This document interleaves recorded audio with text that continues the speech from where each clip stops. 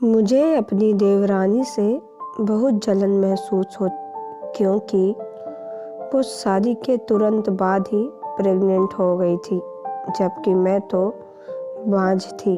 अब तो सास मुझे हर वक्त ताने देती और कहती, जल्दी तेरी डिवोर्स दिलवाऊंगी। मैं बहुत डर गई थी, मगर मैं उस वक्त बहुत हैरान होती जब हर रात मेरे पैरों पर गिरकर मेरी देवरानी कहती, दीदी देख लेना, जिस दिन बच्चा जन्म दूंगी उसी दिन मुझे सब घर से धक्के मार के निकाल देंगे, मुझे माफ़ कर दो। मैं बड़ी हैरान होती कि ये ऐसा क्यों कहती हैं। जिस दिन डिलीवरी का वक्त हुआ, देवरानी मुझे अपने साथ अंदर ले गई और चुपके से बोली, इस बच्चे को लेकर भाग जाओ, वैसे भी तू बांझ है। मैं बहुत खुश थी और फ़ौरन बच्चे को लेकर भाग गई। जैसे ही दूध पिलाने के लिए मैंने उस बच्चे को कपड़ा हटाया तो मेरे होश उड़ गए, क्योंकि वहाँ बच्चा नहीं बल्कि पति का बड़ा। जिंदगी फूलों को सींच नहीं होती, हर इंसान का इम्तिहान होता है, मगर न जाने मेरे हिस्से में इतने इम्तिहान क्यों आए थे। मैंने तो सोचा था कि शादी के बाद जाएगी, मैं अपने ससुराल वालों पर राज करूंगी। ये खुशी भी मेरे दिल में इसलिए पैदा हुई क्योंकि मैं बहुत ज़्यादा हसीन थी, हर देखने वाला। मगर शादी के बाद मेरी ज़िंदगी में सिर्फ बदलाव आई थी, जिससे कोई खुशी नहीं मिली।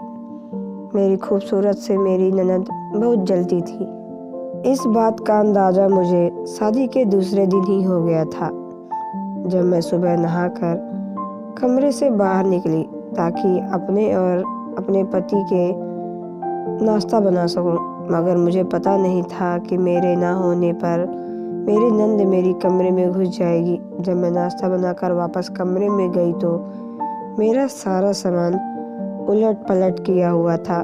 मैं हक्का बक्का खड़ी की खड़ी रह गई थी। मैं बोली, सिमरन ये सब क्या है? उसके चेहरे पर जरा सी भी शर्मिंदगी नहीं आई थी। वो जलकर बोली, भाभी मैं वो क्रीम ढूंढ रही हूँ जिसको लगा कर आपका रंग इतना सफ़ेद हुआ है। मैं तो उसकी बात सुनकर हैरान रह गई हूँ। मैं बोली, सिमरन ये तो मुझसे भी पूछ सकती थी, ये मेरे कमरे में तलाशी लेने की क्या बचपना है? और वैसे भी मैं कोई क्रीम नहीं लगाती हूँ, मेरा रंग ऐसा ही है। सिमरन मुझे घूरकर कमरे से बाहर निकल गई। जब मेरा पति अजय कमरे में आया तो मैंने उसे उसकी बहन की शिकायत की। वो कहने लगा, ये सब बातें मत सोचो, मेरी बहन बड़ी जिद्दी है, उसके दिल में जो आता है वो वही करती है। अजय कहने लगे, गीता एक बात मैं तुमसे कह देता हूँ कि अगर तुम मेरे घर में रहना चाहती हो, कभी भूल कर मेरी बहन के साथ बदतमीजी मत करना। मेरे पति की बात मेरे पैर बांध दिए। खैर, अगले दिन मेरी नंद ने मेरे सारे मैसून सूट ले लिए और कहने लगी, भाभी आप इस घर में ये रंग नहीं पहन सकती। मैं हैरान हुई और बोली, क्यों, इसकी क्या वजह है? सिमरन कहने लगी, क्योंकि आप मेहरून रंग में बहुत सुंदर लगती हैं। आपके सामने मेरा रंग काली स्याही लगता है। मैं तो उस लड़की की बातें सुनकर परेशान हो जाती थी, न जाने वो मेरा और अपना मुकाबला क्यों करती थी। मैंने उसकी शिकायत फिर से अपने पति को कर दी और मेरे पति ने बड़े आराम से कह दिया कि जैसा सिमरन कहती है वैसे ही करो। मेरे दिल में ये सवाल पैदा होता है कि मुझे यह तो बताओ कि मेरी शादी आपसे हुई है या आपके सिमरन से, मगर मैं ये सवाल करने की हिम्मत नहीं कर सकती थी। यूं ही मेरी शादी को 2 माह गुजर गए थे। इन 2 माह में मेरे पति ने कभी भी मुझसे खुलकर बात तक नहीं की थी। वो मुझे अपना महाकुंभ समझता था, मुझे अपने कामों का हुक्म देता जो चुपचाप कर दिया करती थी। मैं अक्सर सोचती, क्या शादी ऐसी ही होती है जिसमें 2 अजनबी एक छत के नीचे रहते हैं? ज़रूरत के तहत वो काम भी आते हैं, मगर फिर वो हमारी सारी ज़िंदगी अजनबी रहते हैं। खैर, 2 माह के बाद मेरी ज़िंदगी में एक और परेशानी सर उठा लिया था। वो एक कि मेरी सास ने मुझसे पूछा, बहू कोई खुशखबरी है? मैं उनकी बात पर बोली, नहीं आंटी, अभी तो नहीं, इतनी जल्दी खुशखबरी की ज़रूरत भी क्या है। मेरी सास सुनीता हंसकर बोली, लो तुमने भी खूब कहा है। तुम्हें मालूम है मेरी बहन की बहू पहले ही हफ्ते में गर्भ से हो गई थी, और एक तुम हो कि 2 माह गुजरने के बाद भी सूखे पेड़ की तरह खड़ी हो। उफ, मेरी सास की बात मेरा दिल दुखा दिया था। क्या यह बात सही थी? उन्हें भगवान से डर भी नहीं लगता? मैंने सर झटक दिया था। तब मेरी सास ने ननद उठते बैठते मुझे ताना देती हैं। यूं ही देखते देखते वक्त रेत की तरह हाथों से निकल गया। 1 साल हो गया, मगर अभी तक अपने पति को कोई खुशखबरी भी नहीं दे सकी थी। सच तो ये था कि मेरी पत्नी ने कभी मुझसे बच्चे के लिए बात भी नहीं किया था। ऐसा लगता था कि उन्हें मेरे जिस्म से कोई दिलचस्पी ही नहीं थी। मैं बच्चा दे सकी तो भी ठीक है, अगर ना दे सकी तो इसका हाल तो मेरी सास ने पहले ही निकाल के रखा हुआ था। वो कहने लगी थी कि मुझे तुम चंद दिन बर्दाश्त करना है, फिर मैं तुम्हें डिवोर्स दिलवा दूंगी। मैंने एक दिन रोते हुए पति की सास की शिकायत की। उन्होंने कहा कि मुझे तलाक दिलवा देंगी। अजय कहने लगा, मैंने मम्मी के कहने पर तुमसे शादी की थी, अगर वो कहेंगी तो मैं तुम्हें छोड़ दूंगा। ये बात मैंने बड़ी मुश्किल से बर्दाश्त की थी। बर्दाश्त करने के अलावा मेरे पास कोई और चारा भी नहीं था। खैर, मेरी सास आजकल बहुत बिजी सी रहने लगी थी। वो मेरे देवर विजय के लिए रिश्ता ढूंढ रही थी, मगर इन हालात में वो उठते बैठते मुझे तानों की बरसात करती थी। अक्सर कहती थी, कहीं ऐसा ना हो कि मैं अपने विजय की पत्नी गीता जैसी बाँझ ढूंढ लूं। मैं ये बात सुनकर सोचती, क्या मैं सच में बाँझ हूँ या बच्चे में देर। भगवान की तरफ से मैंने सोचा कि अपना इलाज डॉक्टर से करवा कर देखती हूँ, शायद भगवान मुझे खुशी दे दे। मैंने अपने पति अजय से कहा कि आप मुझे लेडी डॉक्टर के पास ले चलो। मेरा पति मुझे देखकर बोला, गीता, मेरे पास इतने पैसे नहीं हैं कि तुम्हारा इलाज करवा रहा हूँ। मैंने ये सुना कि जो औरत बाज होती है वो अपना जितना मर्जी इलाज करवा ले, वो औलाद पैदा करने के काबिल नहीं हो सकती। मैं तो रोने लगी थी। ये बातें मुझे दिमागी तौर पर बीमार कर रही थी। उन दिनों मेरी सास को विजय के लिए एक अच्छी लड़की मिल गई थी। मैंने सोचा कि क्या पता कि देवरानी के आने से बाद मेरा हालात बदल जाए, इसलिए मैंने इस शादी की तैयारियों में बढ़ चढ़ हिस्सा लिया था। घर के सारे कामों में मैंने अपने हाथों में ले लिए थे। और फिर एक रोशन में सीता मेरी देवरानी बनकर हमारी घर पे आ गई। मैं बहुत खुश थी कि हम दोनों की खूब दोस्ती हो जाएगी, मगर ये मेरी गलत फहमी थी, क्योंकि वो सीता बहुत पढ़ी लिखी थी। वह तो अपने काम से ही काम रखती थी, किसी के ज़्यादा साथ बातचीत भी नहीं किया करती थी।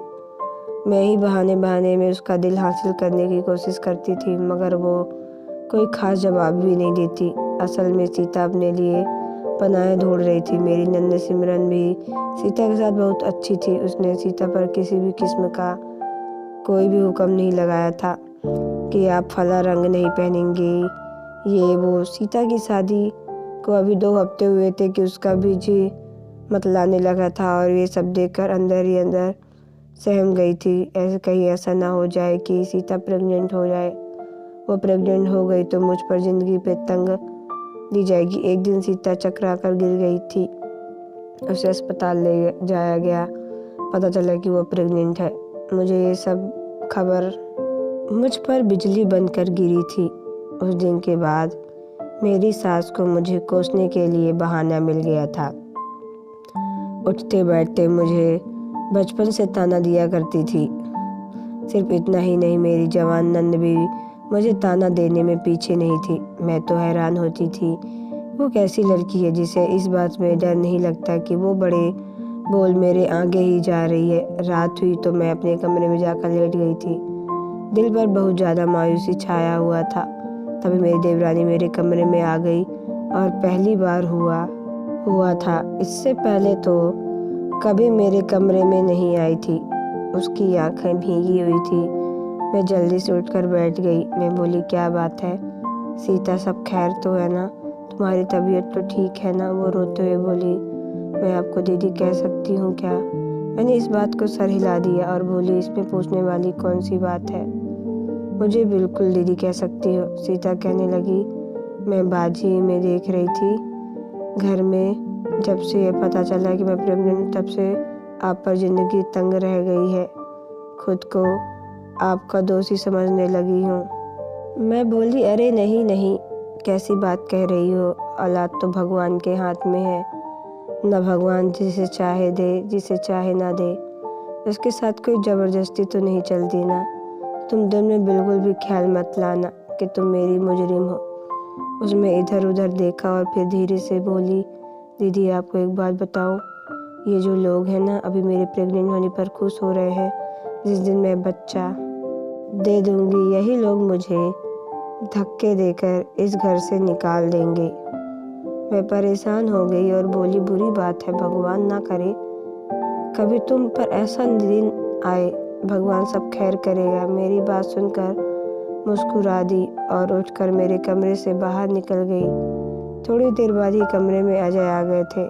वो बहुत बेचैन लग रहे थे, कमरे में यहाँ वहाँ टहल रहे थे। इससे पहले मैंने कभी उनसे इतने परेशान में नहीं देखा था। ऐसा लग रहा था जैसे वो मुझसे कुछ कहना चाह रहे।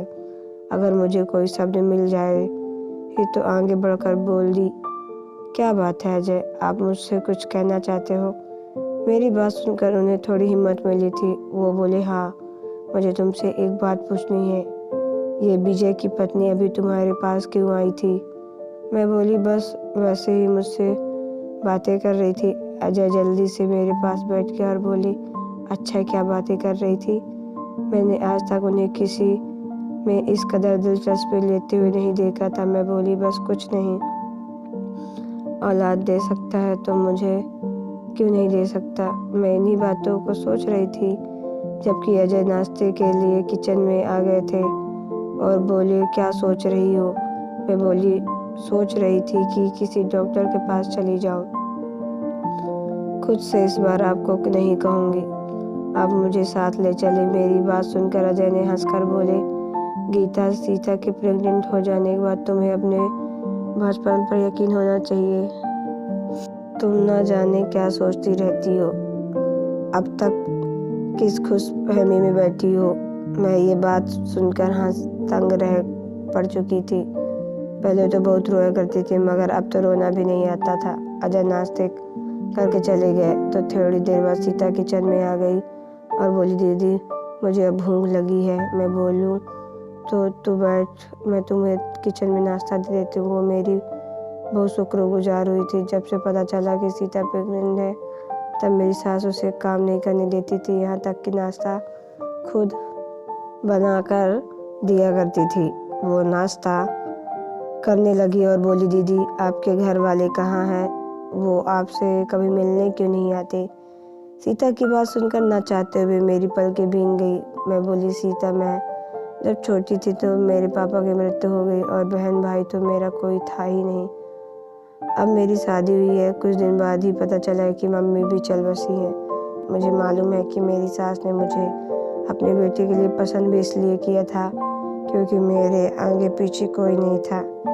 अब देखो ये लोग मेरे साथ क्या सलूक कर रहे हैं। अगर मेरे आगे पीछे कोई होता तो मुझे दिन न देखने पड़ता। सीता मेरी बातें सुनकर बहुत उदास हो गई थी।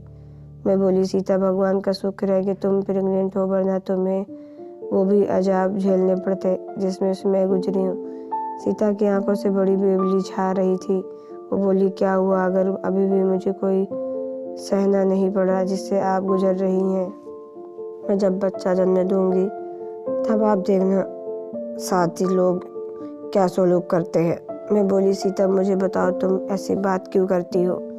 मुझे तो लगता है कि बच्चे देने के बाद तुम इस घर से लाडली बहू बन जाओगी। वो हंसकर बोली, आपको बुरा ख्याल है। इतना कहकर वो चली गई। रात हुई, फिर से वो मेरे कमरे में आई, हाथ जोड़कर मुझसे माफ़ी मांगती रही और रोती रही। मुझे नहीं मालूम ये सब क्या करती रहती है। खैर यूं ही वक्त गुजरता गया। उसका पेट फूलने लगा और उसकी डिलीवरी का दिन भी बहुत करीब आ चुका था। वो बहुत ज़्यादा परेशान रहने लगी। एक दिन सुबह से ही और उसकी हालत बड़ी अजीब सी लग रही थी। तब मेरी देवरानी अपने कमरे में चली गई।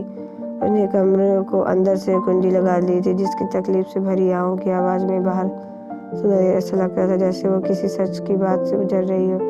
मेरी सास तो तड़प उठी और दरवाज़ा बजाने लगी थी कि बहू दरवाज़ा खोलो, तुम्हें डॉक्टर के पास ले जाना चले। मगर सीता बोली, नहीं मम्मी, मैं अपनी डिलीवरी खुद ही करूँगी।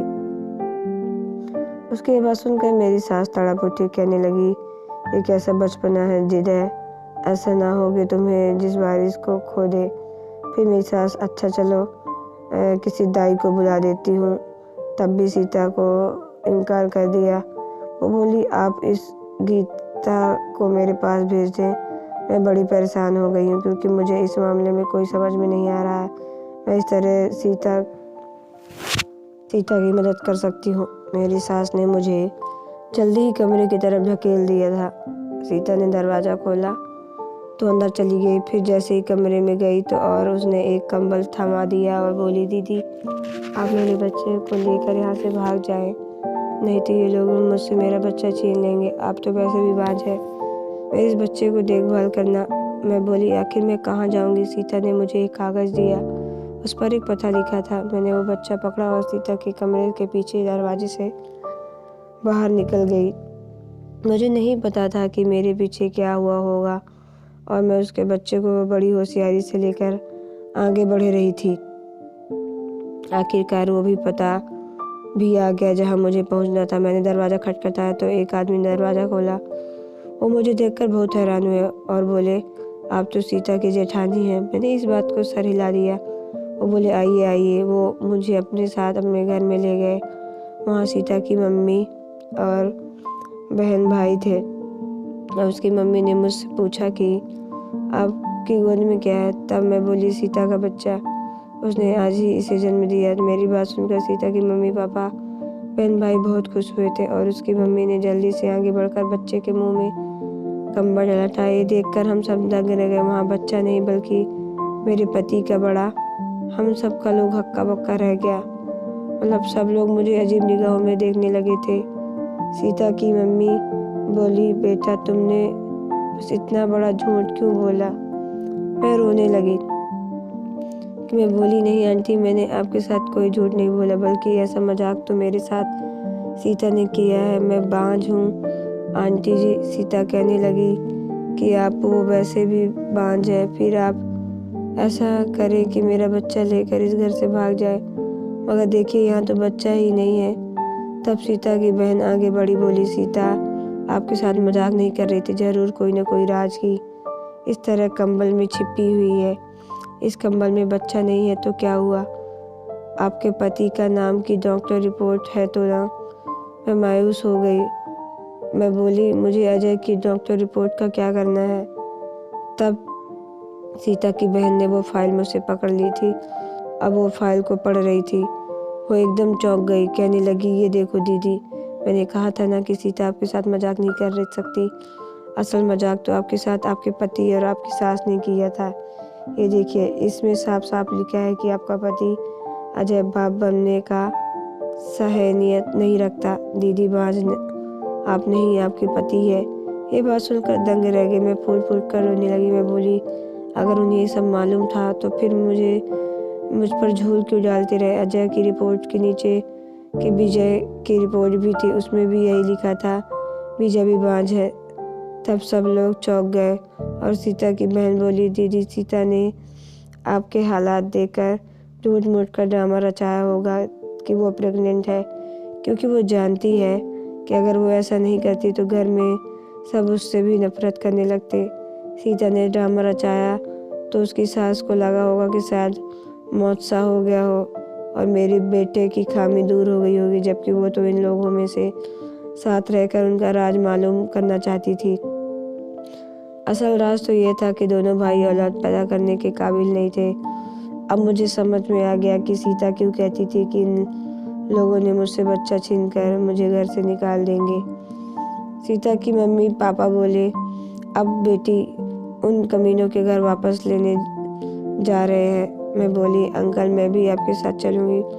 वो राजी हो गए। हम सब अब मेरे ससुराल पहुँचे तो वहाँ देखकर दंग रह गए कि मेरी सास ने ननद बहुत बुरी तरह से सीता को पीट रही थी और कह रही थी कि तुम्हारी इतनी हिम्मत कि तुम हमारे साथ झूठ बोलो। अंकल को बहुत गुस्सा आया। उन्होंने पुलिस को फ़ोन कर लिया कि मेरी बेटी की ससुराल वाले उस पर जुल्म कर रहे हैं। अजय भी अपने कमरे से बाहर आ गया तो मैं आगे बढ़ी और एक जोरदार थप्पड़ उसके मुंह पे मारा था और फिर थूक कर बोली, मैंने अपनी ज़िंदगी में तुम जैसा कमीना इंसान नहीं देखा। तुम मुझे भरोसे में लेकर अपनी खामी बता सकते थे, मैं तब भी तुम्हारा साथ देती। हम बच्चा खरीद लेते, कोई दिक्कत नहीं होती, मगर तुम लोगों ने मेरा जीना हराम कर दिया था। तुम लोगों ने मुझे नफसियाती बना दिया था। मुझे फ़ौरन डिवोर्स दो। अजय ने तो मुझे डिवोर्स दे दी, मगर विजय बोला कि मैं अपनी पत्नी को डिवोर्स नहीं दूंगा। मैं उससे इस धोखे में मजा चखाऊंगा जिसमें उसने मुझे पिछले 2 माह से रखा हुआ था।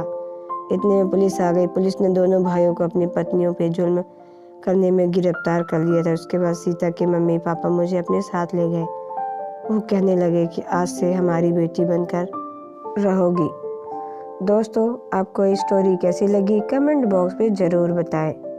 अगर आप मेरे चैनल पर नए हैं तो चैनल को सब्सक्राइब करके बेल आइकन को प्रेस कर लें ताकि आने वाले वीडियो का नोटिफिकेशन आपके मोबाइल पर सबसे पहले पहुंचे, क्योंकि मैं ऐसी ही स्टोरी आप लोगों तक लाती रहती हूँ।